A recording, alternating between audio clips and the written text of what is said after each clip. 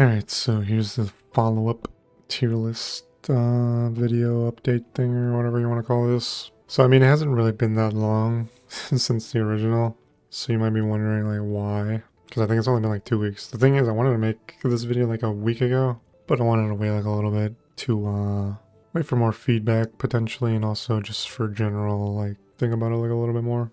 So pretty much like the main reason is I realize, well, first of all, nobody's really gonna watch a 10-hour long video for like a tier list. So this is gonna be like a shorter video. I don't know how long. I'm gonna try to aim for like 30 minutes, but just like my last video, this one's gonna be pretty unscripted. So I'm just gonna kind of like say whatever comes to mind. So I might go off on like random tangents and stuff like that again, but I'm gonna try to be a little more concise. I'm not gonna go through like every single character for this one, because like, I mean, you could just go back and rewatch the other one. I'll probably just go through like the S tier and like why they are S tier, and then probably just pick like a few, you know, each tier maybe like to bring up real quick. If you would like to hear my explanations, which I would appreciate, and all the disclaimers, which I would also appreciate you listening to, yeah, keep watching. So yeah, outside of like the last video being like extremely long, I got some pretty useful feedback, I would say. So I've also like kind of rearranged things a little bit. One of the main things I was trying to get across, which I think I went like too hard trying to like show it, was like power creep doesn't exist in this game. So kind of like what ended up happening was I put too many in B, because B is supposed to be like the well-balanced all-rounder kind of category. But as I was redoing this, I really realized that I really do feel pretty strongly about like this specific type of thing. Like I did move a couple characters up, and I did move a couple characters down, but for the most part, I'm pretty content with this. One of like the main things was like, people are pretty used to tier lists being a certain way. So like, I feel like if most people see B, they'll be like, wait, these characters are kind of like whatever, they're kind of like whack. So like, I'm only gonna go for the A or S tier, especially because this is supposed to be for like kind of like new players. Like if I were making a new account, like I would prioritize like obviously A and S tier, and then get like characters from B and C to like round out teams or whatever. But the point that I'm was trying to kind of point out like in the last video, and also I want to try to like stress in this video, is that like for a game to be balanced, you need like the majority of characters to be like in B tier. Like B tier doesn't mean bad, it just means that they're not like super like Mavuika hits like crazy hard. Furina also hits pretty crazy hard. Something like Raiden, she's there because she's just like crazy like all rounder, and she hits pretty hard too. But like, yeah, the ones in B aren't necessarily bad though. They just, you know, they don't hit like as crazy hard. Maybe require like a little more of like a team setup or whatever. But generally, I mean, you kind of like want your characters to be around there, so that way like everything's usable and viable. Because if everybody's like super OP, then, you know, it's kind of like why even get the rest of the characters. And the other main thing is that one of the things that I try to like bring up specifically was just because a character is stronger than like the, you know, the previous ones, doesn't make them like obsolete. Like, so like just because Mavuika's out and she's like extremely strong doesn't mean like Arlecchino and Hu Tao are like completely like, irrelevant or like useless, or they just do 0 damage all of a sudden. Like you could still clear content with them. So there's no reason to like not pull for them anymore, especially like say if you like Hu Tao more, like Arlecchino more than Mavuika, you can just do that.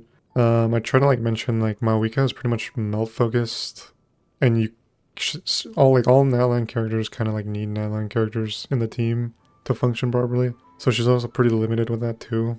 And then yeah, like Arlecchino's more like AoE, and she doesn't have to be run with double vape. She can run like, I don't know, like 2 supports plus it's just like 1 hydro character. And then Hu Tao was like more like single target focused, and you mainly want to run her with like double hydro to take advantage of the hydro resonance, and then run her with like an elemental mastery sand to like actually like, you know, maximize their damage or whatever. And you technically don't need to run her with a healer. You just run with a shielder like Layla or like, you know, like Zhongli or whatever. It doesn't really matter. Or you could just run like, I don't know, like Kazuha or something, or like Xilonen for extra shred and damage buff. Technically she can't use a healer either, but you still would maybe want one for the team, but I don't know. But basically, they all have their uses, and none of them are irrelevant all of a sudden. Like they're all still really good for endgame, and you could still easily run all 3 of them. It just depends on like your playstyle and like whatever you like want to run. Obviously, it would be recommended to get her these days, just because she's like super hard hitting. But again, you do need like at least like Xilonen minimum or like Lolly minimum in the team, and then just like run whatever for everything else. But I'll go more into her when I get to that point. So yeah, going to other disclaimers. So pretty much here's like the master comment, like pinned comment of like where I try to explain everything. There were a lot of people that clearly didn't read this or like listen to like the very beginning of the video because I went through like a lot of like main ones. Yeah, I'll get to that when I get to it, I guess. I don't want to like go on like a rant on that right now. So let me go through this. So basically S tier characters can fit into basically every team, and they provide value in like multiple ways, either because they're either extremely high damage or because you can fit them into a bunch of teams.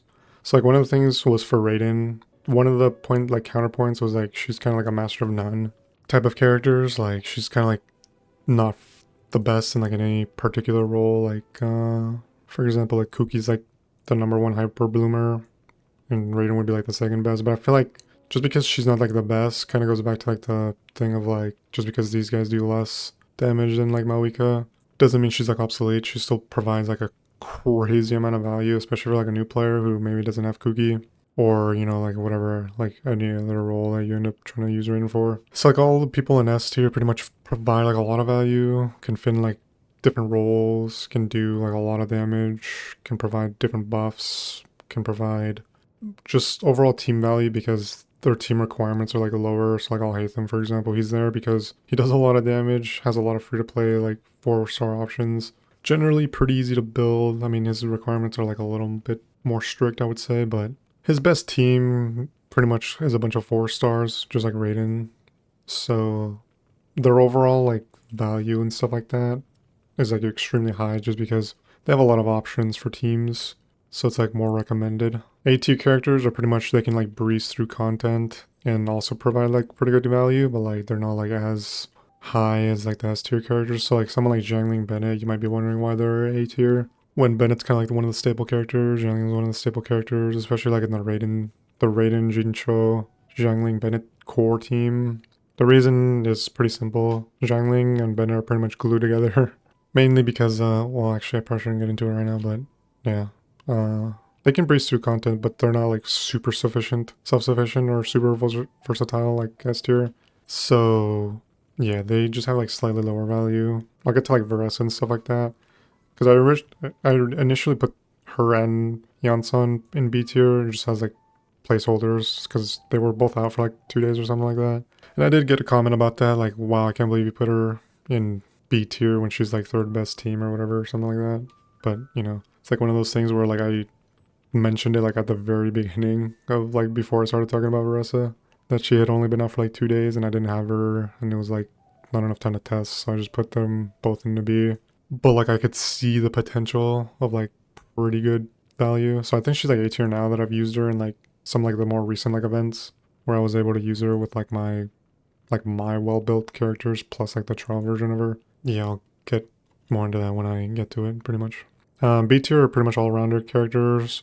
Maybe they have a few things that make them not as easy to use, and they don't necessarily compete with S and A, but they aren't weak by any means. So that's like the main point, is they aren't weak by any means. They're just like a slight step down though for like overall. But that's like why you want like a lot of characters to be like in a certain tier or like damage range in order to keep like, you know, power creep and stuff like that to like a minimum. I think Genshin's done an extremely good job considering the game's been out for like 4 years, and they definitely could have gone pretty crazy with power creep. You could say natlan's kind of like there, but I mentioned it like a little bit earlier with Mavuika, where like natlan characters have to have like other natlan characters within the team, otherwise the damage kind of like falls off. Xilonen is pretty much like the only example where like you don't really need any other natlan characters. She's pretty self-sufficient.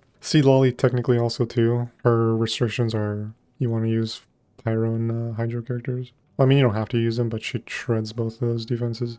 But for the most part, yeah, you want like the majority of your roster to be like in B tier, so that way power creep is kept to like a minimum, and so that way like the majority of characters are still relevant. Because like even C tier are like, well, I mean, I'll get to them, but even C tier is like usable. They're just like the more niche team filler kind of characters. But for the most part, B tier are like the you know, they're not as universal. Like someone like Dea, like she's pretty good as like a sub DPS character for the most part. Like you wouldn't really use her as a main DPS, but you could use her and she's pretty decent. It's just that there are like better options, so like Arlecchino, Hutel, Mavuika. But as a sub DPS role, she has like pretty good value for stagger resistance for like a character like Clarin, for example, in like an overload team. So stuff like that, like they just have like restrictions, like she has like burn restrictions. But just because of the burn restrictions for her talent, like to buff like bonus damage or whatever, just because of the fact that she's Dendro, she's still like really good. Like just, you could just use her as like a Dendro applier pretty much. And she still has like a lot of value. But yeah, anyway. And then C tier that's slightly weaker, but mainly just the niche characters. So like Diluc's, so like I forgot to mention, all 5 stars are assumed C0 and the 4 stars are assumed C6. But one thing to keep in mind is that it's not really viable to recommend somebody to get a 4-star to C6 right away or like anything like that. So like it's one of those things where it's like, you know, 4-star could be like really good, but sometimes it's more recommended to just get like a 5-star at C0 that's fully self-sufficient. So something like Sucrose, which I got like a, pretty much the main pushback that I got was for Sucrose specifically. And I do think I did rank her a little low. I think I had her like C tier, like mid tier or something like that in the original. I do think she should be like a little bit higher. I don't think she should, like someone said she should be like right next to Kazuha. I don't think that personally. I think people overvalue someone like Sucrose when you can just run like literally anybody else. And yeah, she's like one of those characters where like you kind of like need constellations for. So her value kind of like drops a little bit. Obviously this is assumed C6, but like getting to C6 goes back to like the thing that I was saying where like sometimes it's just better to get a C0 5-star that does like the pretty much like the same thing, but like if not better. Because for example, I've been playing since day one. Sucrose is a 1.0 character and I have her C3, I think. So like it's not really viable or recommended to go out of your way. Like if I feel like the only people that are recommending someone like Sucrose are like, you know, like the super endgame, like quote unquote pro Genshin players that are massively overvaluing her. But like if you're trying to recommend like a new player to get and build, like first of all convince a new player to pull for Sucrose, like a 4-star Sucrose character, and like convince them to like get constellations for and like actually actively like build her and like try to use her. She's pretty complicated. Well, I mean not complicated, but like I don't know, to like maximize her. I'm probably going off on a tangent. I should probably focus back up. But yeah, sometimes it's better to just pull a 5-star C0 than a 4-star to and try to get constellations for it. Yeah, going back to like C tier though, is like the more niche characters. So like someone like Kujosara, Farzan, Mika, Koro, where they buff very specific elements. So like lightning, animo, physical. Technically physical, but like it's mainly just attack speed. So you could do some like attack speed tech with him plus like wherever what's her name is. Because she also does attack speed, I'm pretty sure. So you could do like some weird tech with both of them in the team, but like it's not really like a recommended thing. And then Goro's like he's lower on C because Geo's just not that good. And pretty much Geo, like you only want to run like a very hyper specific Geo team. He only buffs defense, also like defense Geo stuff. So his value is like a lot lower than them who are like more universal. I mean, she only buffs Electro, especially at C6. She only buffs like Electro damage specifically. She also just does Animo specifically. But there are like multiple options. Meanwhile, Goro is pretty much just like Ito, who's a defense geo-scaling character. Because like Navia's attack, Ningguang's attack, and then I mean the only other option is like Noel. And Noel's kind of like, yeah, these days. So yeah, that's pretty much like the slightly weaker, but mainly just, they're mainly just niche characters. So like, also like Mona, for example, who, she's like a damage amplifier, but like there are just other damage amplifying options, but she could be used. You can also use someone like Candace, who also kind of does that, but it's also not really recommended. And yeah, D tier is pretty much a waste of resources. Like, you pretty much shouldn't build them like at all. Changyun and Chichi are like upper D, because technically they do have their uses. Like he still has like the unique thing of being a cryo infusing character. Like recently I saw a video, well I didn't like watch it, but it came up like I'm recommended, of cryo plunge Diluc. So like it was like Changyun, Jianyun, whoever she is, Diluc, and then like I don't know who else, and like yeah, running that in Abyss. So he does have like his use, but like generally it's not really recommended unless you want to do something like really weird, like just for fun kind of team comp, but like the rest are pretty much useless. I mean, even like these guys have a use technically. Like her C6 I think shreds like physical resistance or something like that. She does like an attack buff at C6 also. So I mean technically like even they kind of have the uses, but like it's not really recommended. So it's probably not like worth dropping resources into them or whatever. One of the main things that I was talking about like earlier in the video, technically my tier list isn't like the normal tier lists. I was trying to like more so spread to like show like power creep doesn't exist. So I think I went too hard on that. I had like very little A tier and S tier characters, which I mean there should be like very little S tier. But I feel like A tier could have been like a little more fleshed out. Like in my last video, I pretty much was like, yeah, I could probably shift like most of these guys up to A tier and it would look better. But yeah, like I mentioned, when I was like redoing this, I was pretty much thinking that I really do feel pretty strongly with this kind of like look for it. Like I don't think there should be like that many A tier and stuff like that. So back to disclaimers though. Yeah, everything in B tier is fully usable. A and S tier are just slight step ups, with S tier being some outlier all-in-ones. So yeah, 5 stars are assumed C0, 4 stars are assumed C6. And then yeah, I went through like 4-star constellations and I try to say like which ones you want like minimum for most of the characters. So some like high value ones would be like Fischl, XIngqiu. Like even at C0, like Fischl would be like A tier. Like high A plus pretty much. But at C6, she's pretty crazy. Some like Yansan too, like you really want her constellations. But she's also very hyper specific of like a buffer, so I don't think she competes with like Bennett still. Although, I mean, people could like argue that probably. I don't know like the exact calculations or whatever, but which, yeah, I should probably mention that too. Like, I'm not like a theory crafter or like anything like that. I just play the game. Because I feel like there were some people that were trying to like make counterpoints of like, you know, you should check out this site to like know what you're talking about or whatever. But like, the main point that I said at the beginning of my last video, like this one, was that I'm not like a theory crafter and I'm not like an ultra min-maxer. Like, I'm not like optimizing rotations or anything like that. I kind of just like play the game and like figure out what feels good and what, you know, does damage or whatever. But from what my understanding, I think she's good. And I did say that in like my last video, just from like the very little time that I spent in her trial and like reading her skills. I saw the potential and I still see the potential. It's just that it goes back to like one of those things where like I think it's just better to pull Bennett and just call it a day. Which I should also say like another disclaimer for like, because I kind of mentioned it for 4 stars, where like C0 5 stars better than C6 4-star. And one of the main things is like you see it every patch when like there are very high value 4 stars and people are, you know, they quote unquote build pity or like, you know, they're trying to like get a 4-star to C6.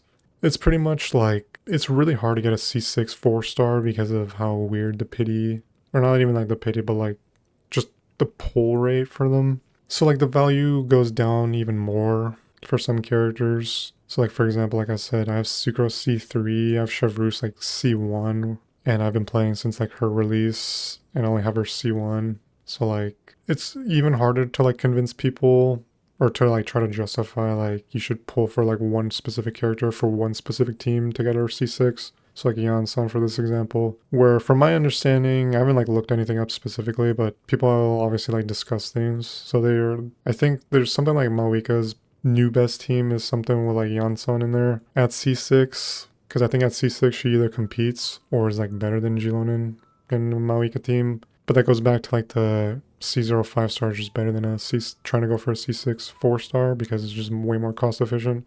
You see it every patch.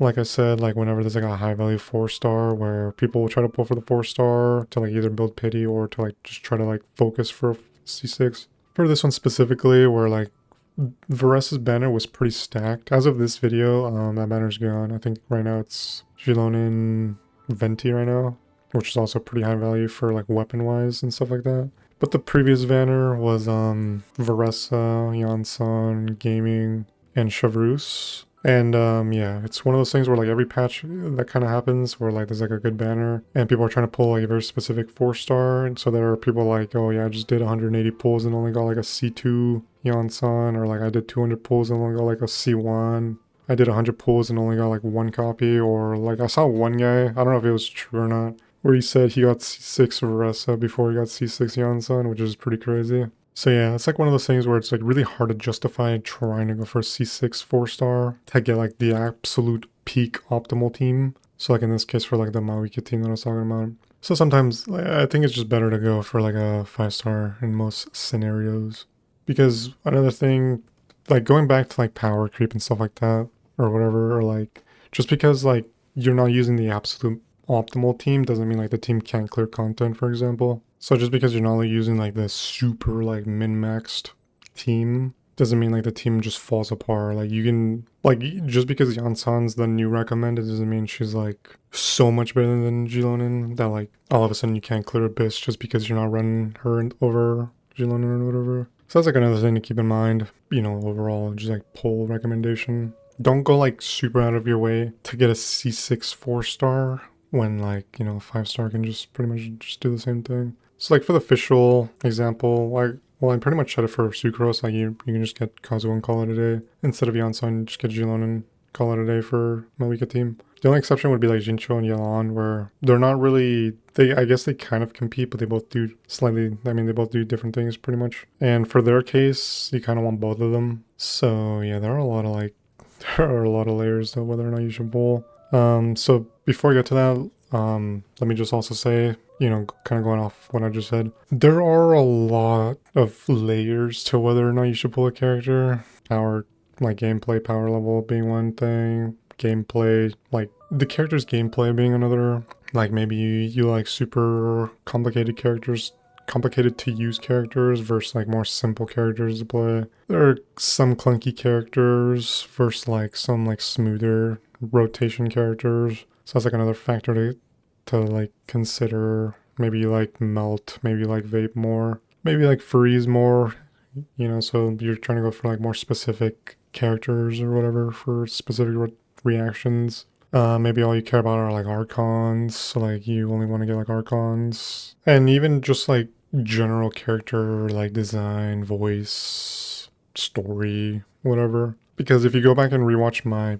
previous video, I did a personal opinion tier list because I do feel like liking a character also has pretty high value for me specifically. Like for me, it's like kind of like designed to initially pull me in, then voice, then gameplay. So like if you go back and rewatch that, all the characters I don't have are characters that I just pretty much straight up hate. I'm not gonna try to go too much into like personal opinion for this video because I want to like try to keep this a little more tame, I guess you could say. But there are a lot of layers to consider when pulling for a character. Another thing that I mentioned in this video was like to pull for the future. So like one of the examples was like, say like Xilonen comes out before Mavuika and you really want to build like the premium Mavuika melt team. It might be worth pulling Xilonen early, even if she sits on the, even if she just sits on your bench for like a little bit and then pull Mavuika later. But obviously, again, there are a bunch of layers, like how many primos you have on hand at the time and like how much you like play. Because if you're not really playing consistently, you're probably not going to have like enough primos and stuff like that. And not even just like whether you're paid or free to play, that's like another thing to factor in. So there are just like an infinite amount of like layers to like whether or not you should pull a character. So that's why I'm trying to like stress that this isn't like the end all be all tier list. There are like multiple, you can pretty much like argue for like every and like any specific character like and whatever. And another thing to keep in mind is how like ultra in depth the gameplay is with like the reaction system. So even if a character has fallen off or has gone like, or like isn't that good now,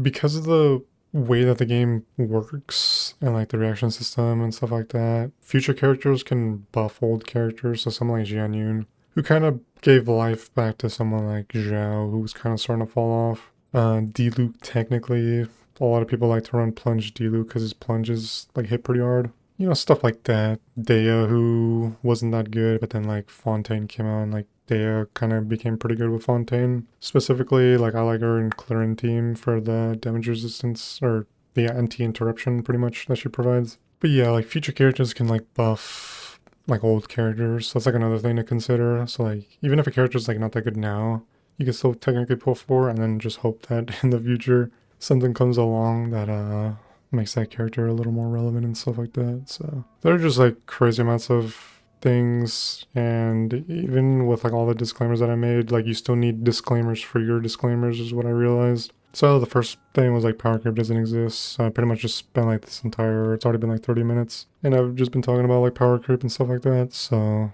we can probably skip this one. So disclaimer 2 was like, this is like an all-in-one tier list. So as you can see, it's not like split by like specific roles or anything, because this is a team-based game where like synergy really, really matters, and like reactions win pretty much.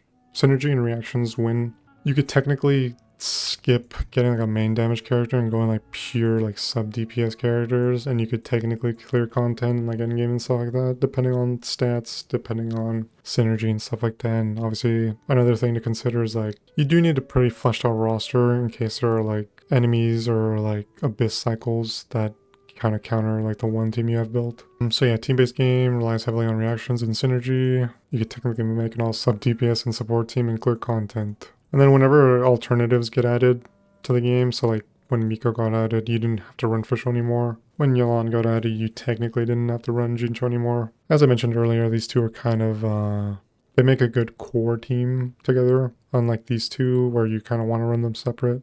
I mean, you could run them together, but for the most part, you want to run them separately, So yeah, pretty much, as more characters get added, there's potential for, you know, you can swap characters in and out and stuff like that and still provide value. Which is like another thing where like, I don't know, technically like you can throw in someone like Candace or like Mona into like a double Hydra team and you would still kind of benefit from that. But something like XIngqiu Xilonen would be like the, obviously like the main recommended ones. You could even throw Alhaitham in for like his ultimate for like Hydra application. So you can like plug and play like a lot of characters and still like have value. So you're not like super locked into one thing, but obviously there are like better alternatives or like better, you know, like the primary ones, but then there are alternatives you can run. So it's pretty much like whatever you have on hand is what's kind of recommended. This is like a pretty big one, a pretty big disclaimer that I try to like mention. I actively avoided saying must pull in my video because I don't think there are any like must pull characters, but there are ones that are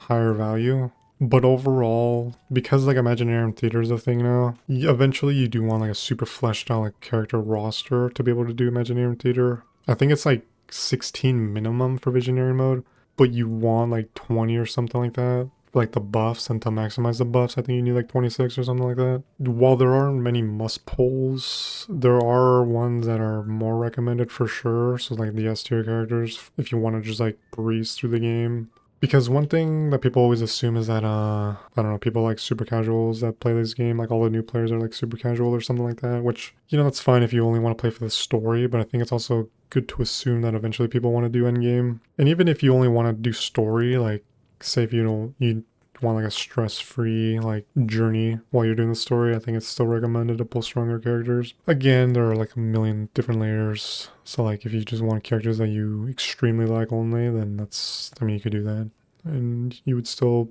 do very well in the game. So that's why I think there are no must pulls. It's kind of like you should kind of pick like what you like, but then, you know, if the character happens to be strong, then that's just like a bonus pretty much. But so yeah, if you're a new player, I personally would recommend getting like 2 or 3 main damage characters, so like Raiden, Mavuika, maybe Neuvillette, Alhaitham, Arlecchino, Clarinde. Varessa hits really hard, but I'll get to her specifically, but I wouldn't recommend her. She's very hyper specific for a team, and she's like kind of clunky, but like not clunky at the same time, if that makes sense. But yeah, like someone like Chaska, Hutao, like those kinds of characters, kind of like just pick and choose like 2 or 3 of those, and then just get like a bunch of different supports. So like Furina, Xilonen, Kazuha, XIngqiu, Fischl, maybe Nahida, Jangling, Bennett, Yalan, Miko, things like that. Seed Lollies if you want to make like a melt specific team. Get like a bunch of different supports and healers and stuff like that to like really flesh out those teams. And then try to, the first priority should be Abyss because you need like technically less resources because you only need 2 teams as opposed to like Imaginary Theater where you need like a bunch of characters. Especially if you want to do Visionary mode. You need them at least like level 70. So generally speaking, yeah, you want to do Abyss first if you want to like do endgame. So, and even just in general, if you're only trying to do story, like you should still only really focus on like 1 or 2 teams because your resources are going to get spread too thin and it's just going to like make the game more annoying, which yeah, I don't think that will make you want to keep playing the game if you're like permanently out of resources and struggling to clear content. This is more of like a just like a bonus tip, was like the weapon banner might be worth playing early on, depending on like who it is. So someone like Raiden, I think pulling it for a weapon is high value, because then you can give her second best weapon, the catch, to someone like Xiangling, which provides even more value to her like core team, which I'll get to that like when I get to that. But yeah, someone like her, someone like Xilonen's weapon is really good. Most main damage characters have pretty good value with their specific signature weapon. But yeah, the reason why is because when you're like pretty early on in the game, you have like a bunch of chests, you have a bunch of quests, you have a bunch of achievements that you can get primals from. So sometimes it might be worth, it's like one of those things where you have to just, again, there's like a bunch of layers to like whether or not you should pull. That's like another thing to consider, and it could be worth doing. And then yeah, at the time of this post, at the time of this video actually, this is actually on right now. Xilonen plus Venti banner, and both of their weapons are pretty high value. So like Xilonen plus her weapon is extremely high value. Elegy is pretty good, because you can run that on like Yelan as like a sub DPS. And it's like a pretty good bow for her. And then I think it has like a bunch of sacrificial weapons on it too. So, and sacrificial is like used on a lot of characters. So that's like another thing to just like consider. This is just like a general thing where I was saying, if you're like new to the game, to not try to like instantly speedrun the story, because there's like a lot of content compared to launch. So like don't burn yourself out trying to like catch up. Pretty much just progress as much as you can without like burning yourself out. And also it's good to have like a general idea of like where you want to go character wise, like what kind of teams you want to build, what kind of reactions are you looking to go for, like whatever playstyles and stuff like that. It's recommended to like do the trials for a character before pulling too. So like just because you see a character in like in a certain tier, like you should do the character's trial first to get like a general idea of like how the character like, feels to play and stuff like that. Because yeah, that goes back to like one of the million layer things of like the character's gameplay could make or break a character for you. So always try to do the trial before pulling for a character. And yeah, the biggest recommendation would be try to pre-farm characters. So like when you see like a banner's going to be coming up, and like you're gonna pull for that character, just to make things like not super annoying, try to like pre-farm for that character. Well, first of all, lets you use the character pretty much right away, so like your character's not just sitting there and you're like annoyed or like mad that you can't use the character. But also it kind of like gives you like a sense of like what to do for the day. So like to pre-farm like a specific character can kind of like take that like, man, what should I spend my resin on today, kind of a thing. And then yeah, pretty much don't try to like level up too much, because you're just gonna run out of materials. If you're a paid player, you could technically do resin refills for the day, but it'll only get you so far. And pretty much like at that point, you might as well just spend the money on constellations, because that'll probably give you like more damage overall than just sitting there doing max resin refills to like farm for like artifacts and stuff like that. But I don't know, it's like one of those things where I can only like, it's only recommendations. It's not like I'm not gonna like sit here and say like I have the final word or anything like that. I mean, technically if you're trying to just catch up in AR, doing resin refills is good for sure, but like I don't know, at that point you should just either get constellations or just buy the battle pass, because I think the battle pass when you're new to the game has a lot of value, because it has like more and like just general character level up material. It's better early on, but then like kind of over time it starts to like lose value a little bit, unless you're trying to like sit there and like R5 like all the battle pass weapons or something. Yeah, this is just like this original video was unscripted, this video is also unscripted, so I'm probably like gonna ramble and stuff like that. Another thing to consider is that new characters basically have one build. Back in the day, you could build characters on like gladiators, like a mixture of like gladiators plus like element specific stuff. These days, characters have like very like hyper specific artifacts, and like everything else is like like just way lower value. So depending on how you look at that, it's either good or bad. I think it's technically better for new players, because then it's like a lot less time consuming trying to like figure out what's good, but it also kind of like limits creativity, I guess you could say, or like, it was nice trying to like mix and match, but it's like that's not like as relevant. I said this earlier in this video, but like yeah, this isn't like the end all and be all tier list. While I do think you should pull stronger characters if you intend to do endgame someday, I also think liking a character overall matters pretty much just as much. I went through like that like a bunch of times in this video saying stuff like that. It's a balancing thing though, like pretty much just choose who you like. If they happen to be strong, then that's good. But or if you like just don't care like at all and you just want strong characters, you can do that. But yeah, I pretty much said that like earlier in this video.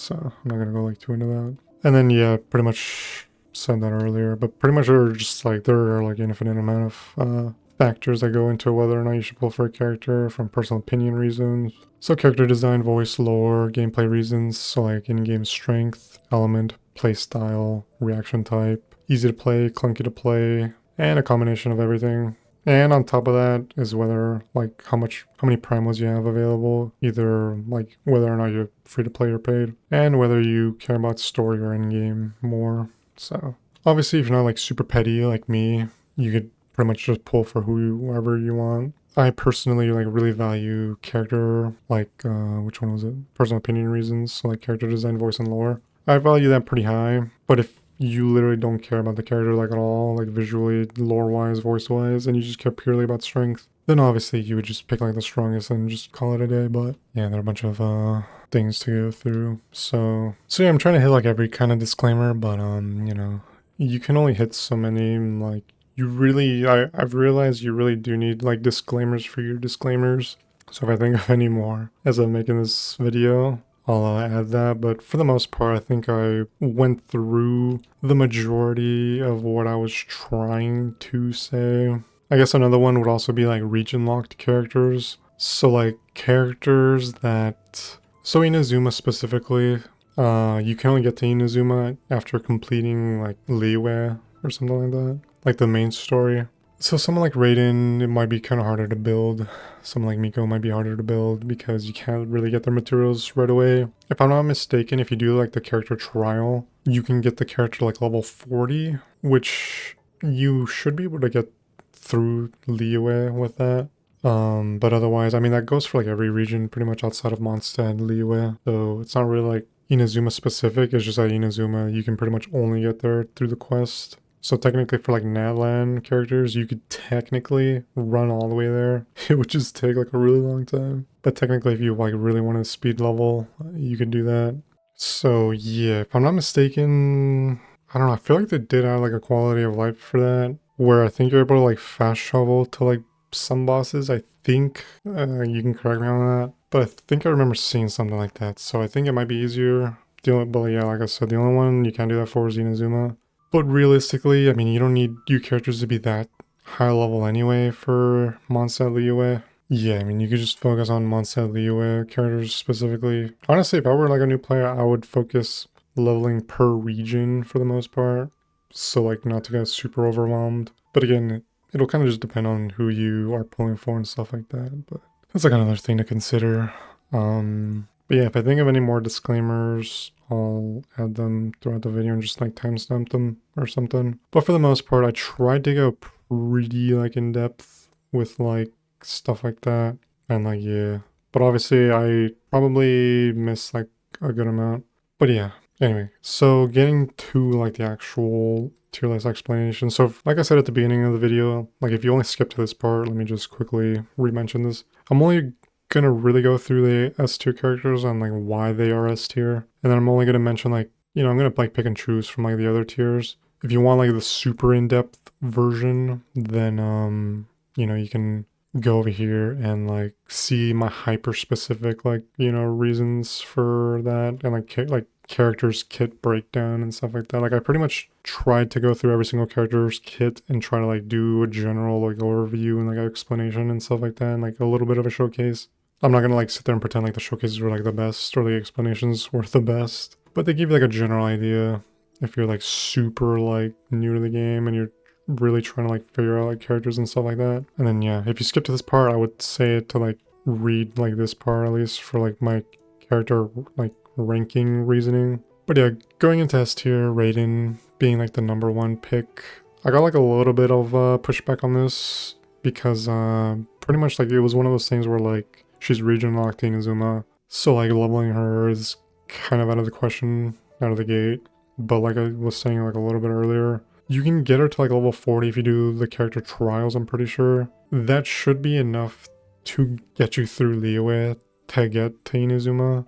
And even if you have to put her on like the, you know, like sub DPS role kind of a thing, that brings me to like the next point of like, she pretty much like the main counterpoint was like she's kind of like a master of none, which like I was saying earlier, where this game's like all about synergy and reactions, and you can like plug and play like a bunch of characters. She, just because she's not like the absolute number one for any specific role, doesn't mean her value is like non-existent or she becomes obsolete because of that. Being able to fit like multiple teams and multiple different roles and still be like second or third best is still extremely good.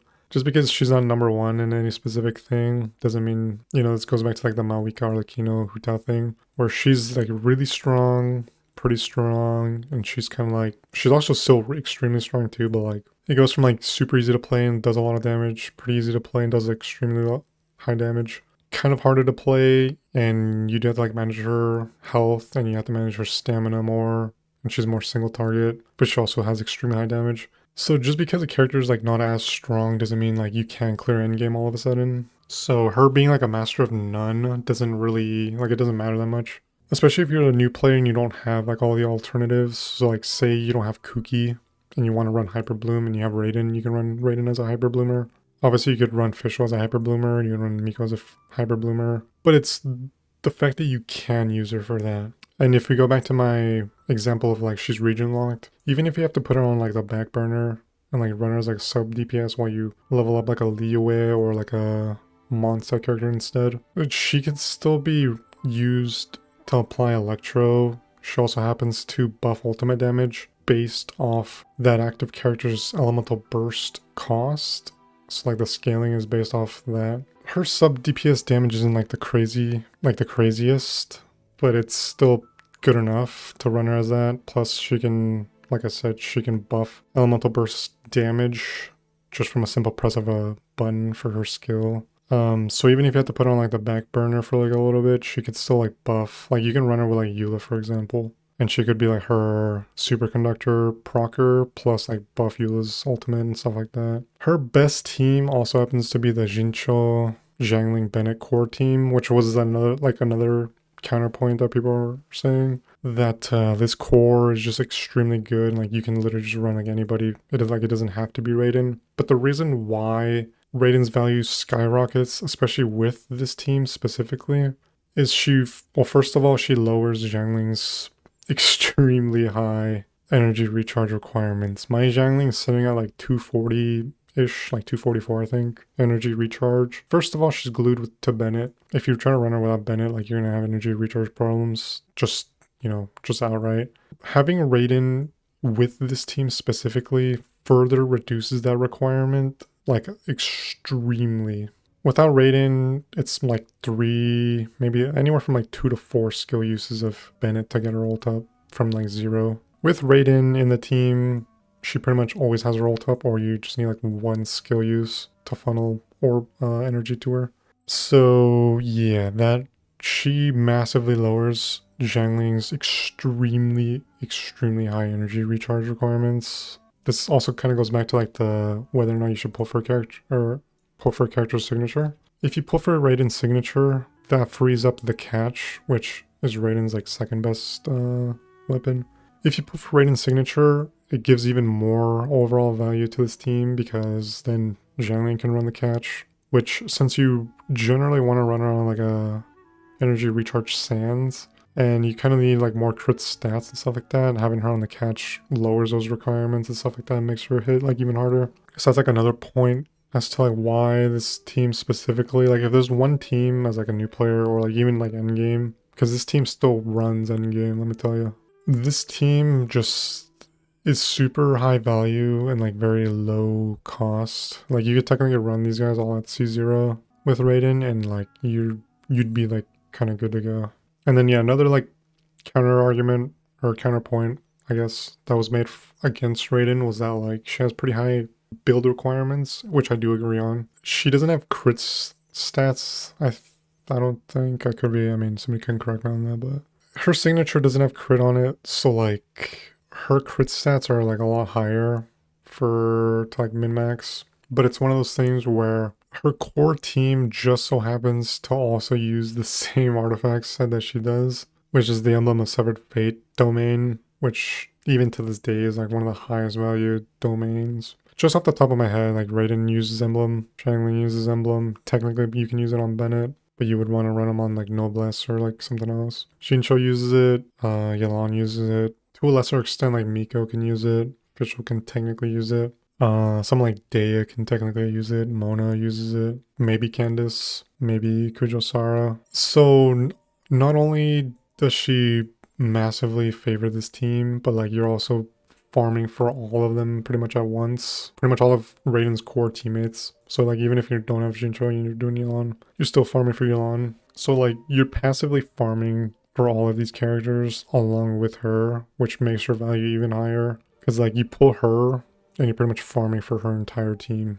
So like even if you don't have like all of them at once, you're still pre-farming for them for like the future. So like the value goes even higher from there because like it's super efficient to be like farming all at the same time for like the exact same team. On top of the fact that Shimano was also in there, which even back then it was never really anybody's best in slot, I don't think. Considering like early game, you're not going to have that many artifacts anyway, and it's not really recommended to farm artifacts that early anyway. Like by the time you get to like Inazuma, it's probably around when you want to start farming artifacts, because I think you want to get to like AR like 40 or like 45 or something like that, because that's when like 5 stars start to drop, like guaranteed or whatever. So by the time you get to around there, it's even more efficient to start farming that by the time you open that up, which gives even more value. And yeah, this is like a team that like these 4 plus Raiden, it just technically even like these 5, technically even these 6, and even like technically even these 7.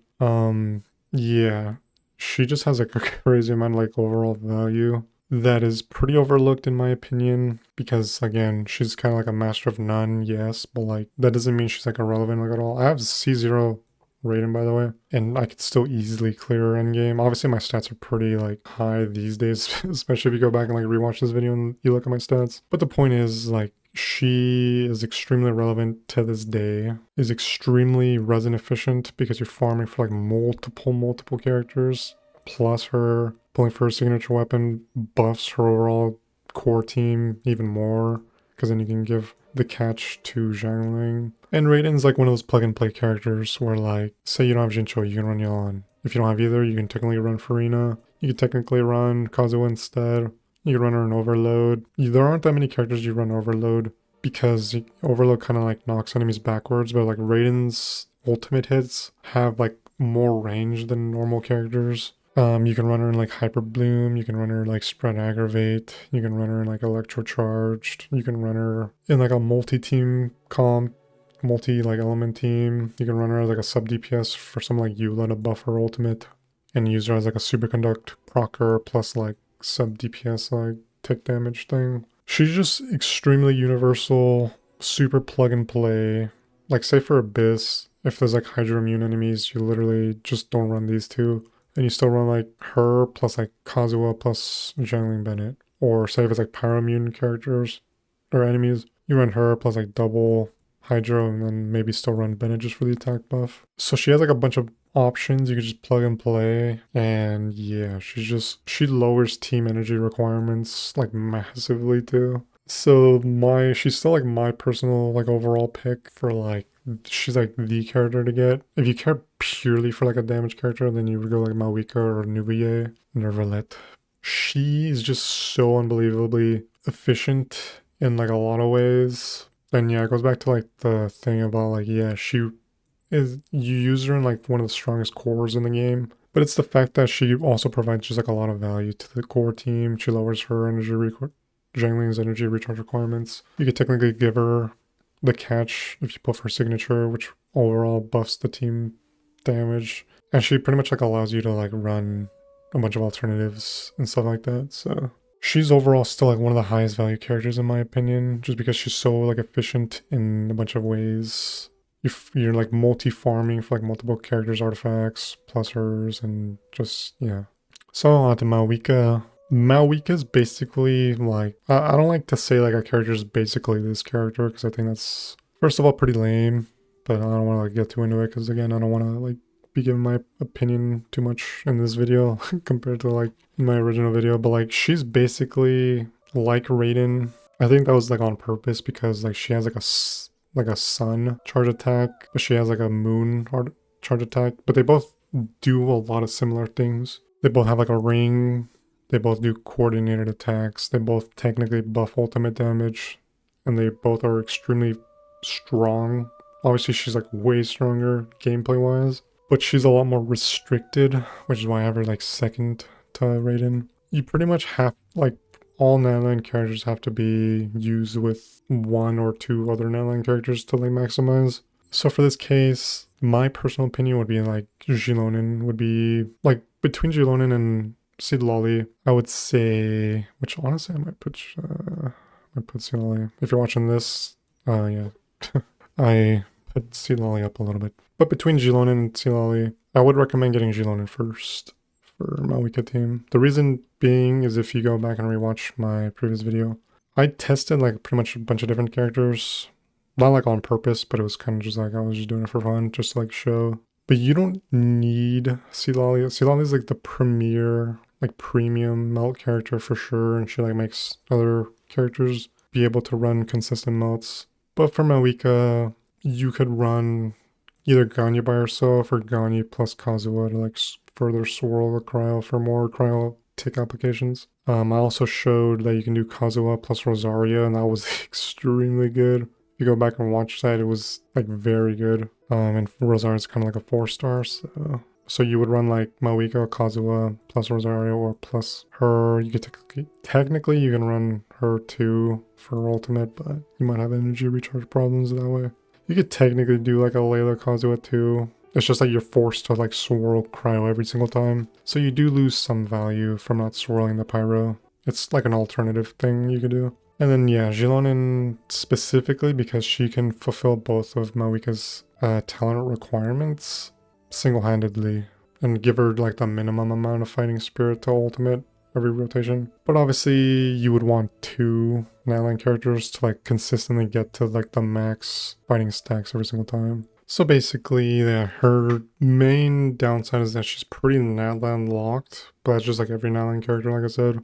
Between her and Raiden, she hits way harder. But yeah, on top of being natlan locked, you pretty much only want to run her in melt. You could technically run her in vape, but like it's not recommended. You'd have to run like a turret type character like Furina, technically Ayato. The reason being is you don't really want to run XIngqiu because her normal attacks aren't that good. She doesn't do normal attacks that fast. And doing normal attacks on her motorcycle is kind of awkward. You kind of want to just like charge attack and just like spin around, which happens to line up with like melt procs and stuff like that. So she's more restricted overall.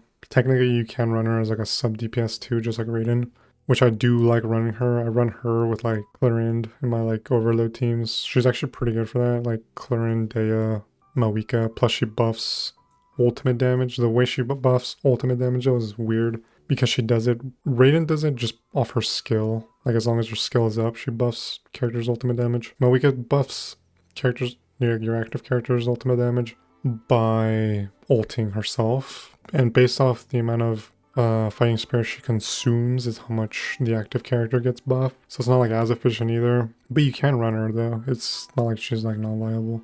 Something like Zhang's obviously hits like way harder for like off-field pyro attacks, but it's one of those things where like you can run it, and while it's not like super optimal, like I mentioned earlier, just because it's not like super like optimal or like the absolute best, that doesn't mean it's like bad or anything. That also kind of goes back to like the cryo plunge Diluc thing that popped up in my recommended, where like just because it's not like super optimal or viable doesn't mean it's like bad. So you can run her as a sub DPS just for like the pyro damage and application. But obviously you would want to use her as like a main damage character. But yeah, it's worth mentioning that she does fit like other roles though. And she is able to like provide other buffs and stuff like that. So, but yeah, between her and Raiden, these two are pretty much like at the top of like the recommended because of how good both of them are. But she's like all the way in natlan too, so that's pretty far. That's pretty far if you want to go and like level her up. But like I said, I think you can fast travel to like there's like a quick TP or something like that for the regions, if I'm not mistaken. But obviously you can correct me if I'm wrong on that. But yeah, she's like pretty much second to Raiden in my opinion. Obviously if you want like the higher damage character, yes, she's way higher damage. She's a lot more restricted though, and her team requirements are like way higher for sure. I mentioned it earlier, but I think the new recommended team for her is like with Yonsan C6. I think Yonsan C6 is better than Xilonen C0, if I'm not mistaken. They're about the same, or if not, she's like slightly better than like the super Mavuika team, from my understanding. I haven't looked super into it, but I have been seeing like the discussions for it.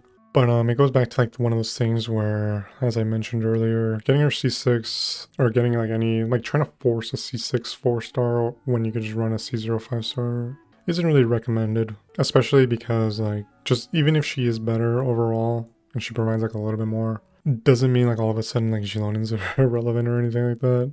And it doesn't mean like all of a sudden you're not going to be able to like clear content just because, you know, she's like slightly worse or whatever. But yeah, you can't really go wrong with either of them.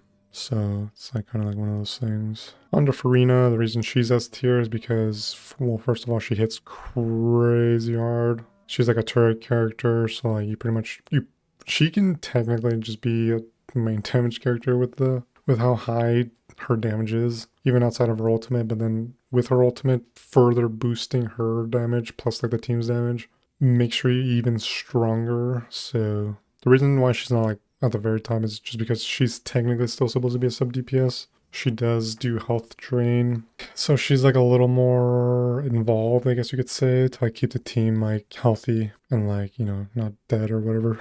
So you would use her in more specific teams too, pretty much, but she's not like ultra restricted either at the same time, if that makes sense. To fully maximize her, you want like a team-wide healer, but it's not really like required. There was some guy who was like really like he clearly was very passionate about freeze teams, because I said like Ayaka and like Ayato kind of fell off, and like freeze, like the game has moved away from freeze, and he was kind of like, he was clearly pretty passionate about like freeze teams. And like one of the things was like, I also put like Charlotte kind of low, because like Charlotte's kind of like, yeah, but he's like, yeah, he's like Furina's like best teammate or whatever, and that like you can make a freeze team with them too. And like since she's like a team-wide healer, that also benefits her. But like, I don't know, like you don't really need to run a team-wide healer. Like sometimes I'll run her in my Alhaitham like bloom team. It's just Kuki as like the hyper bloomer, and it's more than enough. Like you don't have to like maximize her fanfare stacks to like get like her max value. Obviously, if you want to get the max value, then a team-wide healer would be better, obviously. But she's not so hyper locked to like you need a team-wide healer or whatever. But yeah, her team drain is like one of those things where like, yeah, she makes it like a little bit harder to manage just to make sure your team doesn't die. She's kind of like Hu Tao, where like for like a new player, like I mean even like decent players might have trouble, like if you're not running like a shielder either, and you're trying to like maximize her damage and run her while like as low HP as possible to like maximize her damage buffs. She might still be like a little bit hard, you know what I'm saying? So that's like something to consider for Furina.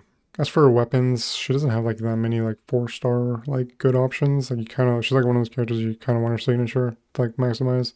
But otherwise, I mean, she's extremely good. She fits on like a lot of teams. But yeah, you just have to like really manage the HP. Alright, getting to like the two premier supports. That's Xilonen first up. Between Kazuha and Xilonen, technically you can just go for whichever one really. As long as you have one of each, like either of them, you're pretty much good. But like you kind of like would want both. For Xilonen specifically, especially if you get her signature, she can provide crazy amount of damage. Yeah, specifically though, I think she only buffs whatever element she crystallizes though, so that's like just one thing to consider. She does do like a global defense shred for like whatever elements are in the party. I like running both of them in my Mavuika team, so I'll run like Mavuika, Kazuha, Seed Lolly plus Xilonen. But yeah, Xilonen's pretty universal because she can be used in pretty much like any team. She has crazy good just global defense shred, which is massive. She does, especially if you have your signature weapon, she has 2 ways to give you elemental damage buffs, which is extremely high value too. She's extremely easy to play, plus she happens to be like a really good healer. I think she's like single target, but she heals for like, I don't know, for mine specifically, she heals for like 8,000, like 8,800-ish per tick. So she's like the all-in-one character. She's pretty crazy. You can plug and play her in like in every possible team, and she like has massive value. Obviously, she doesn't work with like Dendro or like Anemo, but outside of that, yeah, she's like super universal. And yeah, I mentioned it. I've been mentioning it a couple times, but yeah, between her and Yansan, I would still 100% recommend her. Janssen's too limited. To fully maximize her, you also want her C6. And her damage buff requirements are like weird because it's based off distance traveled or whatever to like extend her damage buffs and stuff like that. So she's like kind of like weird. So I would still 100% recommend her even in like a Mavuika team, even though, you know, like whatever calculations are out these days that say she's better. But between a C0 Xilonen versus C6 Janssen, I think it's, well, I think it would be universally agreed upon that this is like a lot easier and a lot more just simple to like just do. Plus, yeah, like I mentioned earlier, like just because she provides more of a damage buff, I guess, or whatever than Xilonen, it doesn't mean Xilonen becomes like obsolete or something like that or whatever. So yeah, I would personally prefer like super ease of use plus like multi-team. She can fit like on multiple teams like easily versus like the really weird requirements where you have to be like moving around. So like outside like natlan characters, for example. Actually, I probably shouldn't. I'll get to that when I get to that. But yeah, Xilonen is still like the premier right next to Kazuha. So getting to Kazuha, pretty much like Xilonen, he can shred defense with Viridis and Vernier, or as like to call it, Viridis and Vernier. He does damage percent buffs to whatever element he swirls. He can technically double swirl.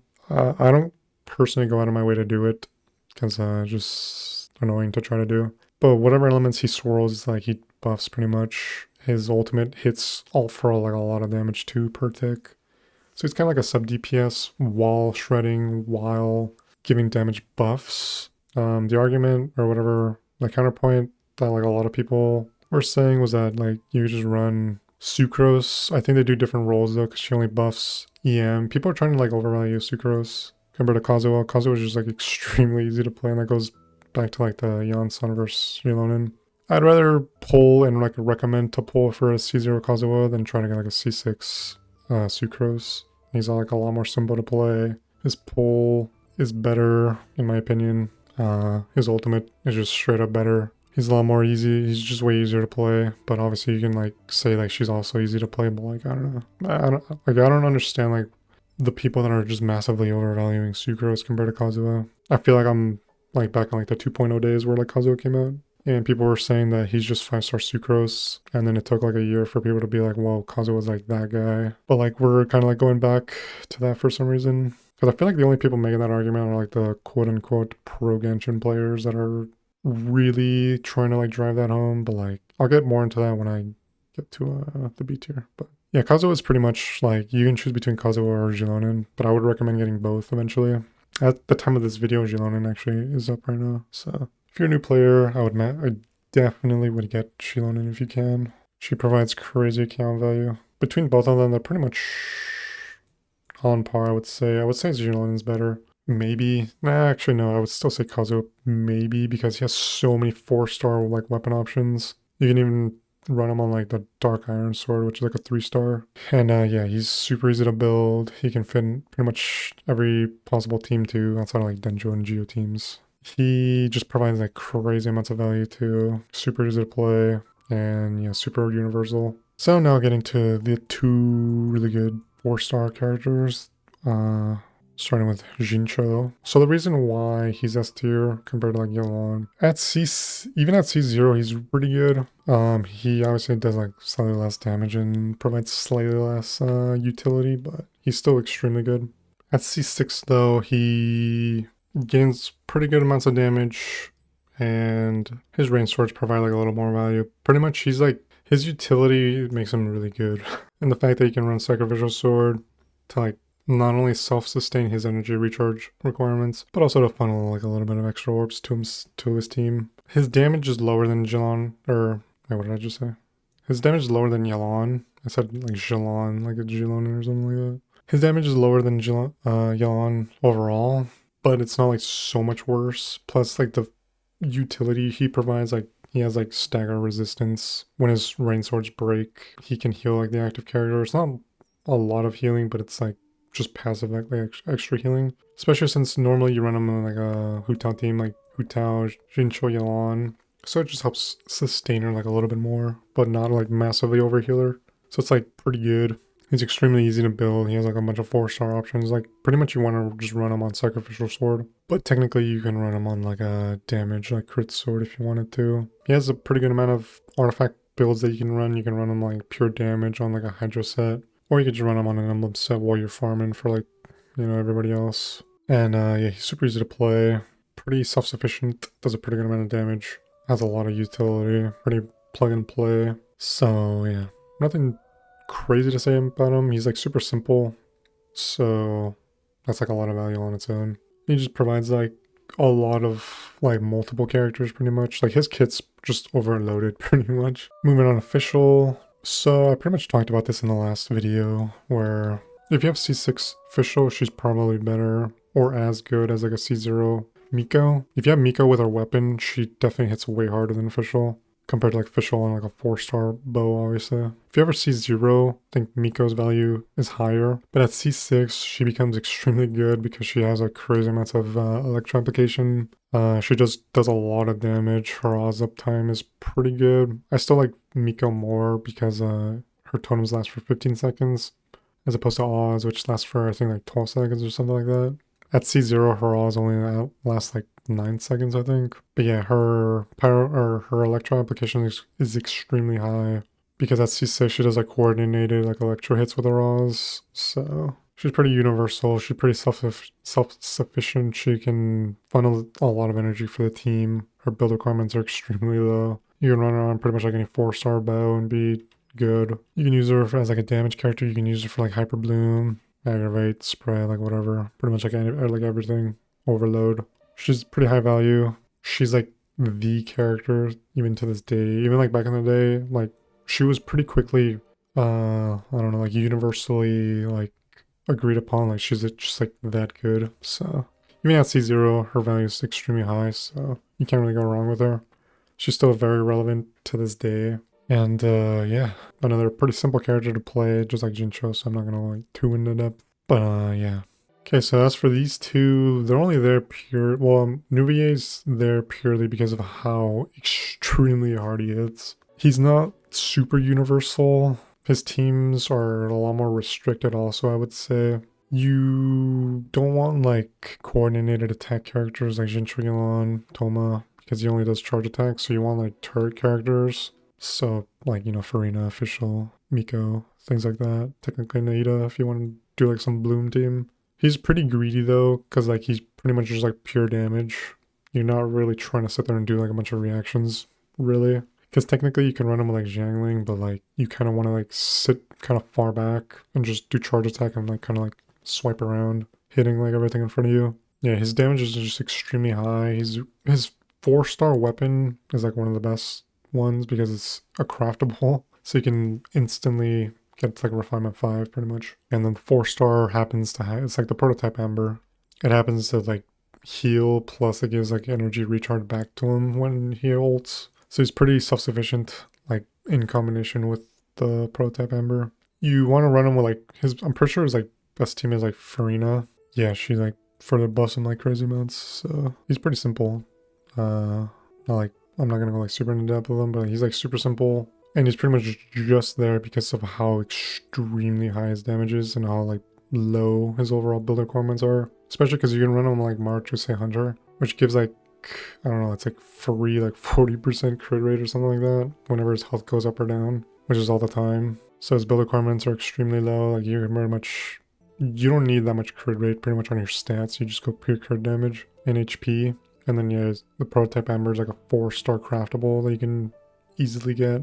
And yeah, it further self-sustains him because it can slightly heal him, plus also give him back energy. So he pretty much is always, his rotation is pretty much always up. And then Alhaitham's there. I put him in A tier originally, but then I really thought about it and I was like, yeah, I think he should be in S tier because first of all, Denjo's just crazy good. He has a lot of 4-star weapon options, but obviously like you would want his 5-star signature just for like that extra damage layer. But the main thing is his best teams are pretty much a bunch of 4-stars.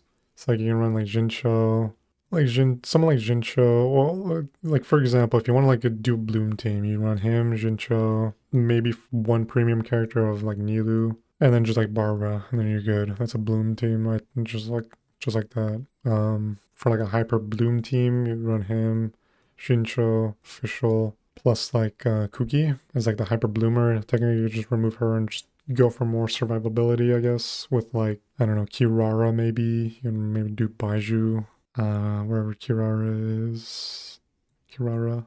He has like a bunch of 4-star teammates pretty much. If you want to do like a Burgeon team, it's like him, XIngqiu, Jiangling, plus like whoever else. He has like a lot of 4-star teams. And then my personal favorite team though is like him, either Furina or Xilonen or XIngqiu, plus Miko, plus Kugi. That's like my go-to like team. I really like that team. It's super fun. Sometimes I'll do like him plus like a water or like a hydro plus like Emily plus like just Kogi for like a hyper bloom too sometimes. He just has a bunch of like teams you could do. I think one of the teams I showed was like him plus like these two for like hydro application, I think, but that might have been a different team. He has like a lot of alternatives though, let me just say. He does like a lot of damage. Like Dendro, like I said, is just extremely good. His personal damage is extremely high on its own too. Hyper Bloom is still just extremely good. Regular Bloom is still pretty good. He has like a lot of 4-star options. He technically has 2 builds you can build too. Like you can go Deepwood, which is what I do because my Deepwood stance are just better.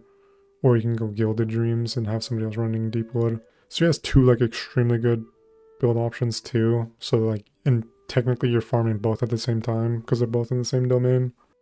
Technically you never have to use his ultimate either, so he's like extremely self-sufficient even with just his skill, as I showed in my video. Because I remember for him, like I went like super in depth with him. I did like 3 showcases showing like all 3 playstyles of just skill, ulting, and then the third one was like having 3 stacks and then ulting to like consume all of them. So he's just extremely low overall requirements. My Alhaitham has like 4% like energy recharge, let me just tell you. And I have like 0 energy recharge problems. Yeah, he's just like super self-sufficient. His team requirements are like, extremely low. He has a lot of teammates. And yeah, you can't really go wrong with him. He's a little more complex of a character, I would say, but like not really complex. Like once you like understand, like if you go back and like rewatch, I think I did a decently good enough job of explaining it. So he seems complicated, but he's like not complicated. Like once you like know pretty much.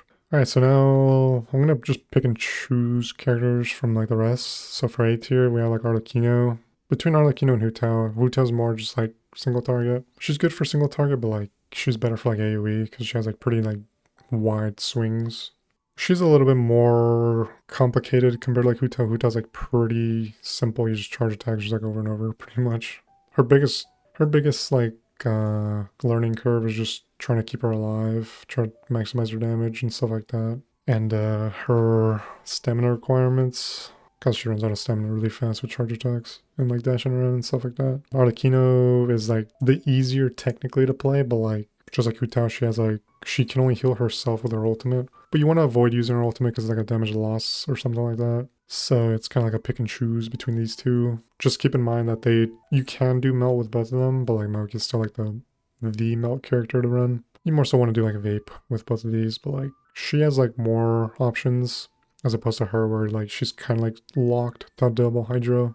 Someone like Nahida, the reason why Nahida's not S2 is because I don't know, I feel like you don't really need Nahida in my opinion. And to maximize her, I feel like it's a little more complicated. I remember when I was like going through her kit and it's like, yeah, if you have a 1 pyro character it does this, if you have 1 hydro character it does this, and if you have 1 electro character it does this with her ultimate, and to like min-max like specific things, like I don't know. I still think she provides like a lot of value, and obviously her off-field Dendro application is still like the go-to, but I don't know. But I've been having a lot of success with just like Emily off-field Dendro player, but obviously for overall like buffs and like overall like reaction damage and stuff like that, and technically you can run her as like a reaction driver, as they say, where she's like kind of like a pseudo main DPS, kind of like Sucrose. But if you want to like maximize like an Alhaitham team, then you would want to like run her. But I think her value is like overall lower. Yeah, you really don't need a runner. You can technically run like Baiju too as like an off-field Dendro player. He does like buffs and stuff too and heals, so like I don't know. But I would say she's still like overall extremely good. But me personally, I never like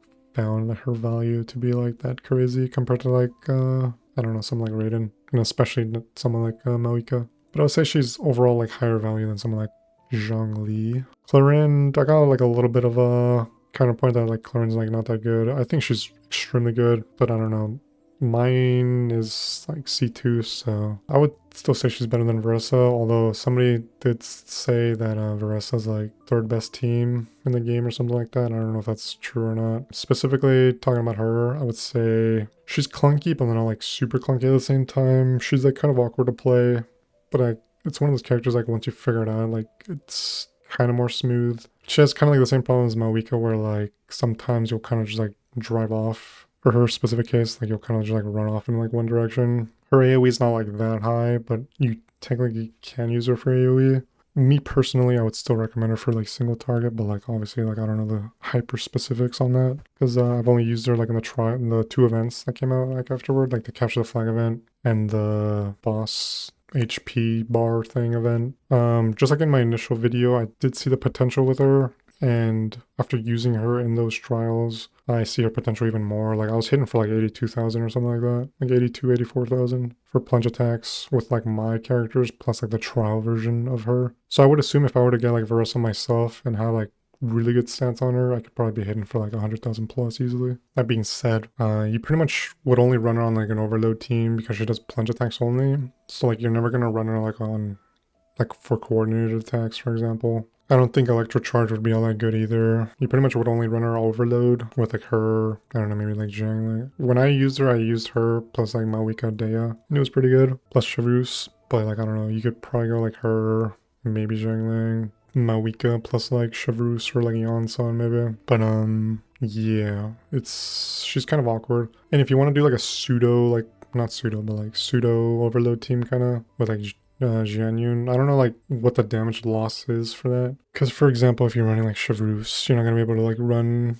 like maximizer buffs if you run like Jianyun because you want a team of all Pyro Electro to maximizer. So like I don't know like what the damage loss would be or damage gain, I guess maybe if you were to run her plus like Jianyun to buff plunge damage plus like Pyro and then whatever else. You could probably do like her Jianyun plus like a Pyro plus like Yansan, I guess. But again, it's just like super specific teams where like, yeah, I guess technically, even if she is third best team in the game, like, I don't know, you would rather just run like anything else. I feel like you don't desperately need like the absolute highest damage to clear content in this game. So saying something like she's third best team in the game doesn't like matter that much when she's like ultra restricted to like one team. She's ultra restricted to like very specific teammates and her gameplay is not the absolute best. So like, I don't know. I don't know if I would like recommend her, especially not for like a new player. I think you're better off just running like literally anything else. But like obviously like I do acknowledge that she does like a lot of damage, but I don't know. I don't feel too heavy towards her, I guess. I don't know how to like word that, but yeah. Pretty much all natlan characters are around A tier though. They all just hit like extremely hard. Their requirements are just you need other natlan characters to like maximize for the most part. So like yeah, Muani, Cheska are both like pretty much right there too. And they both hit like extremely hard. But yeah, they all have like their specific gameplay styles, which again, just do the character trials to like kind of get like a general idea of how they feel. I feel like natlan characters are pretty hit or miss, whether you like them visually and like gameplay wise. I think that's like the biggest concern. I think story-wise and like voice-wise, I think natlan's probably some of the best. But like visually, it's like one of those things where, people either really hate or really like. And also like the gameplay, because they're all pretty unique gameplay-wise compared to like literally every other region's characters, I would say. So, and then yeah, Hu Tao I mentioned with Arlecchino, so. And Lolly. She pretty much revived Melt. That being said, she has shown that you can run like a bunch of other characters from Melt these days. Mavuika is just really consistent with like melting. As I mentioned earlier, you can do the Kazuha, Rosaria, Kazuha, Ganyu, Kazuha, Shenhe, Kazuha, what's her name? And then Kazuha and Layla technically to like a very lesser extent. But yeah, the reason why Lolly is A tier specifically is because she allows for very consistent melts. Plus she shreds Pyro and Hydra resistance. Puts her like way higher. She's more like self-sufficient essentially compared to like the other characters for melt. She can pretty much do it herself on top of like doing damage shred and on top of being very consistent and like allowing other power characters to melt like very consistently too. So on top of like a shield that's pretty much like unbreakable. So that's why she's at A tier. A team that I was looking forward to trying was like something like Child plus like Seed Lolly plus a Mavuika plus like whoever else. Because I think that'd be like a pretty interesting team, because then you could do like melts plus vapes, and she shreds both. So I think that'd be like an interesting team comp that I've been meaning to try. I just haven't gotten around to it. As for B tier, pretty much everybody in this tier you can pretty much use. It's not really like ordered higher to lower, but I would say like towards like the end for sure is like the value starts to drop off. Characters like Venti are still like pretty unique with his like tornado mechanic. It's just that there are a lot more big enemies, so like his pull's like a little more irrelevant outside of like Imaginarium Theater, but like you don't really need grouping like that much, because there's like a bunch of like other options that just can group technically, but then also like just straight up just do a lot of damage instead. Yonson's in B tier because while I do acknowledge like the potential of her buffs, she's too restricted to like maximize her kit. I think there's like one part where like you need natlan characters to like do her heal. So if you want her as like a solo healer, you need to do that. Plus the heal's like not that long anyway. And the main thing is like she requires movement to keep her buffs active. So like outside of natlan characters, the only ones I can think of off the top of my head are like Clarend, maybe Miko while she's like moving her totems around, but like that's kind of weird. I think plunge, like going up and down, counts as distance. So like maybe like Zhao, maybe if you're on Zhanyun on the team to like enable like other characters to plunge or like gaming. But outside of that, like she's extremely restricted. You would rather just run Bennett, would be my personal opinion. Especially like you want to like C6 to like maximize like damage, like uptime and stuff like that. Like I think she does like more damage in constellations. So yeah, I would rather just run like Bennett, call it a day.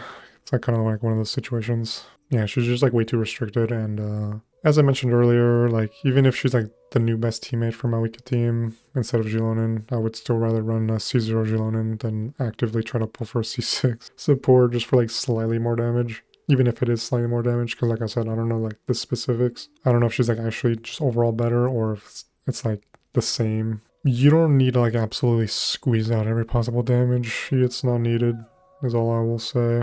But obviously, like I do acknowledge that she's potentially pretty good. It's just very restrictive. Other outlier, or like not outliers, but like anything else. So yeah, characters like Jianyun and Dea, where they, Jianyun specifically, where she can like buff characters that were kind of starting to fall off. Characters like Dea, who she released and wasn't that good, but she kind of like found her place in the meta and value and stuff like that later on. So as more characters come out, like, I don't know, maybe like these lower tier characters might be better in the future. Maybe like more Geo characters come out that can buff Ito. Maybe more characters that can buff like freeze teams, I guess. Maybe more pyro characters for like mono pyro specific teams, stuff like that. Maybe like better bloom teams or something like that.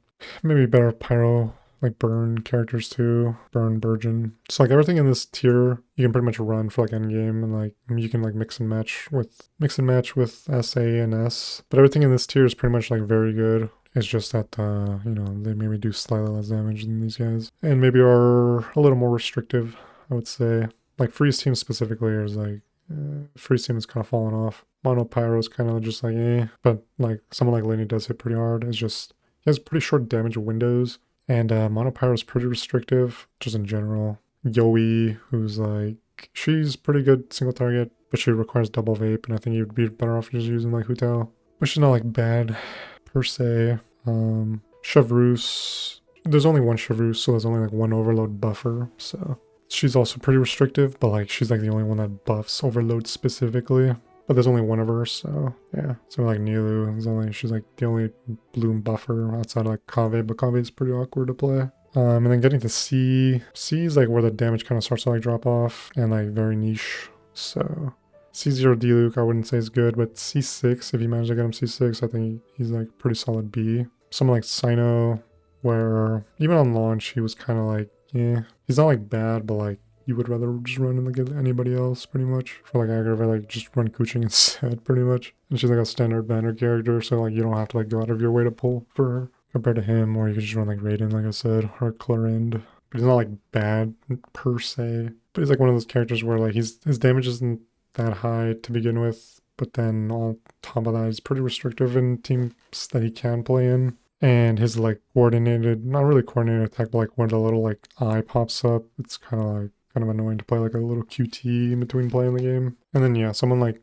Mona, who she does pure elemental damage percent, I'm pretty sure. Or it might just be just damage bonus percent or something like that. It's just not long enough from like a damage bonus. You can just run like anybody else for damage bonus. Her hydro application is pretty low. But she's like one of those characters where like if she's like the only one you have, she's pretty good. And technically if you want to like do screenshots of like super high damage, she's still used for that pretty much. Most shield characters I also put like just in B, but except for her, just because actually I just put her in a B tier. He hits pretty hard, but he's a 4-star, so that's kind of restrictive. He also kind of hits pretty hard, but he's for Shatter specifically, which is kind of awkward still. She's Denjo, which keeps her relevant, but her Denjo application is pretty low. He's just alright. He has his uses, but isn't the best. She has pretty interesting elemental damage buffs too, but again, her Hydro application is pretty low, especially if you don't have her C6. And even at C6, it's like not the best. Element-specific buffers like Sarah, Farazan, Goro, they have their uses, but they're not like, yeah, I think you would rather run like anything else.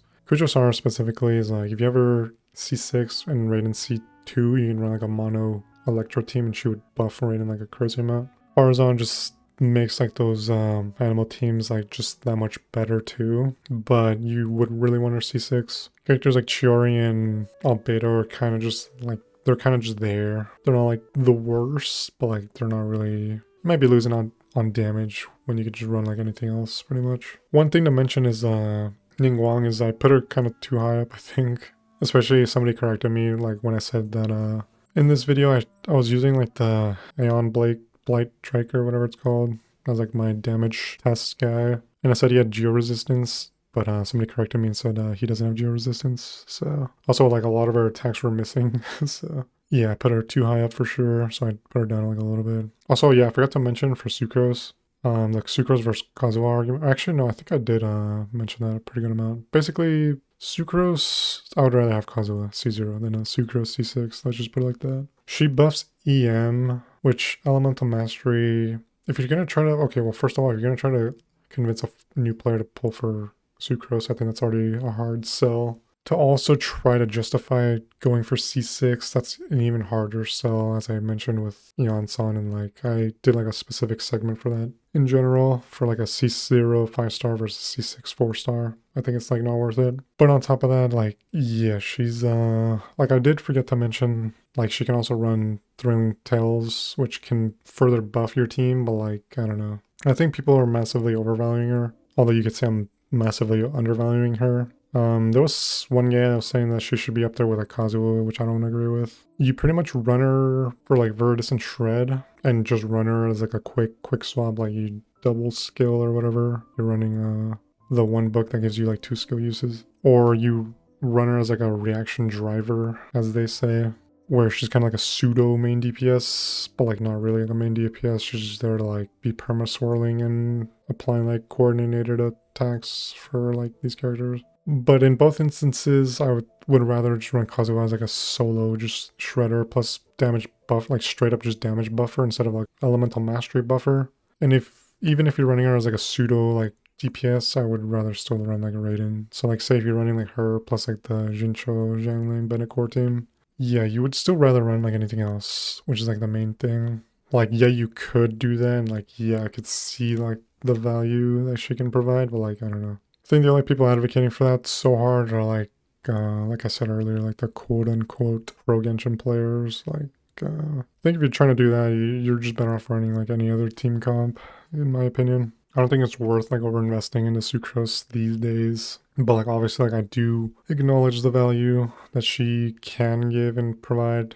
And technically since she's a 4-star, she's like technically like lower cost to like level up and stuff, but I don't know. I don't see the value as much, but obviously like you don't have to like agree with what I'm saying. It's fine. Same with like Mizuki, that's why I put her up. I had both at C tier, but then like I also used her in like the recent event. And she's actually pretty good too. And I would actually use her over like Sucrose, in my opinion. I think she's like a lot. Her rotations are actually pretty like smooth is what I realized. And she's actually kind of satisfying to like play. But between these two, I think I would rather run Mizuki, I'll be honest. But obviously, yeah, Kazuha is just overall better. And even just Venti is better, in my opinion. But you can, disagree with that. That's fine.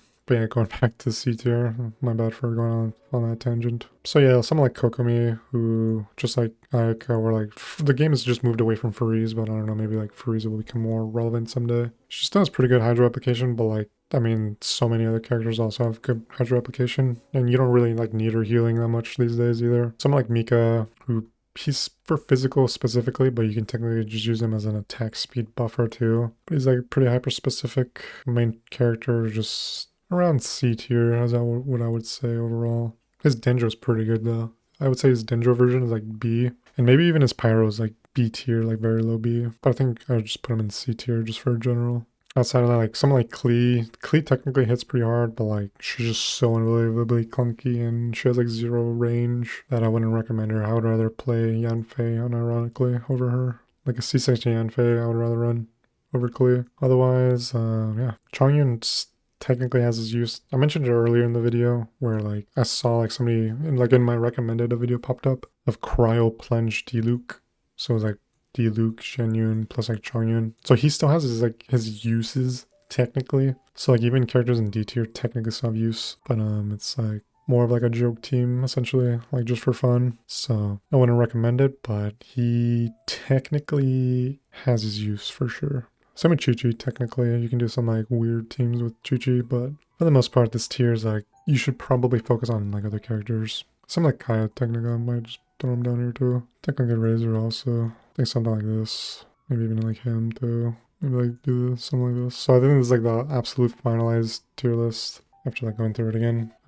Yeah, I lied when I said this was going to be like a 1 hour long video. This ended up being like 2 hours. I tried to throw in as many disclaimers as I could though. Try to like kind of give like an overview of most of the characters too. If you want to like go for hyper specific reasonings for things, I would go back to this video and like look for specific characters. I would still agree with like the majority of what I said in that one, but like this is like the more updated version, I would say. The plan for future iterations is like every like major release, like every like major like new region release. So I probably won't do like an updated version of this till like 6.0 maybe, unless like something like crazy like meta changing comes out and like it shifts up like a bunch of characters maybe. But otherwise like yeah, I don't know. I would like to say, also I want to like quickly thank everybody that watched like the previous video and commented and stuff like that. People were pretty respectful, I would say. I'll be honest, this is like my first like, I normally just upload like whatever.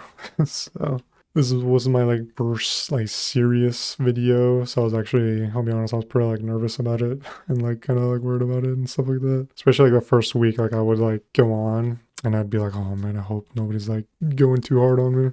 But I do want to say like thanks to everybody that watched, liked, and you know, gave feedback and stuff like that. Everybody was pretty respectful. There was like one guy pretty much, like two. There were like just one or two pretty much that were like a little more abrasive, I would say. But like for the most part, it was pretty tame. So I do want to like thank everybody for being pretty respectful and like pretty, you know, pretty chill about it. I know tier lists can get pretty heated and you're never like, it's pretty much going to be impossible to like fully agree on like everything, which is fine. I'm still open to like feedback and stuff like that. Just like for this one where like I shifted some characters up and stuff like that based off feedback from the last one. I'm willing to like, you know, listen to more reasoning and stuff like that. The video did pretty well too, I would say. Yeah, the video did pretty well. I don't know if I could show this. So, I mean, the video did pretty well, I would say, as far as like tier lists go. This might sound like petty or whatever, but like it might sound like petty to say, but like I think it's at like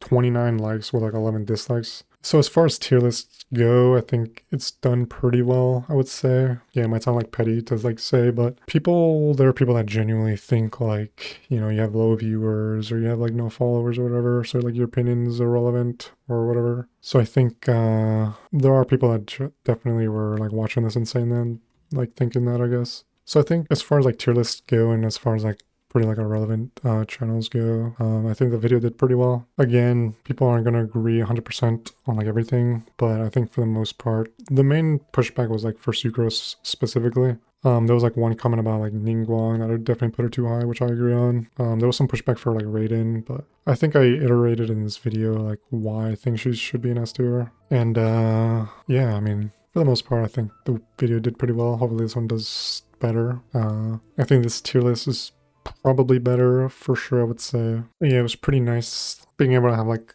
a pretty decent discussion for the most part. Being able to say like, you know, I see what you're saying for this, but have you considered this, you know, kind of a thing. I know, like, which, you know, somebody mentioned, like, you know, making a tier list just in general is like you're putting a target on your back or whatever. Yeah, it's kind of like one of those things. I was like pretty ready to like, you know, get like mass disliked or whatever. Or like super aggressive comments and stuff like that. Because it's one of those things where like when you put yourself out there, you gotta be kind of like ready to get some criticism and stuff like that. And like pushback. So, yeah, like I said, I was pretty worried and like, yeah, I was pretty like nervous putting the video up. But, you know, I did pretty well, like I said. I think I did well enough. And, you know, I was glad that the people commenting were pretty respectful, not overly aggressive and stuff like that. So yeah, shout out to like everybody who watched the original video. Like I doubt like there was like anybody that fully watched the video. But if anybody did, that's pretty, then, you know, shout outs to you specifically. I appreciate you watching. And then, yeah, anybody who